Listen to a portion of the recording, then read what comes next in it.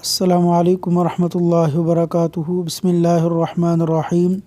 بخیل شخص کا انجام۔ صحیح مسلم حدیث نمبر 2578۔ رسول اللہ صلی اللہ علیہ وسلم نے فرمایا کہ ظلم سے بچو، کیونکہ ظلم قیامت کے دن ظالموں کے لیے عذاب کا سبب ہوگا، اور بخل کنجوسی سے بچو، کیونکہ بخل نے تم سے پہلے لوگوں کو ہلاک کر کے رکھ دیا۔ بخل نے انہیں اس بات پر ابھارا کہ انہوں نے مسلمانوں کا ناحق خون بہایا اور ان کی حرمتوں کو حلال بنا لیا۔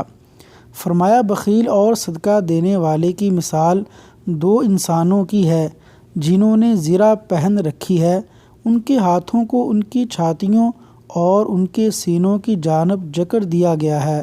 صدقہ دینے والا جب صدقہ عطا کرنے کا ارادہ کرتا ہے تو زرہ کشادہ ہو جاتی ہے، اور بخیل جب صدقہ کرنے کا ارادہ کرتا ہے تو زرہ سمٹ جاتی ہے اور ہر حلقہ اپنی اپنی جگہ پر کس جاتا ہے۔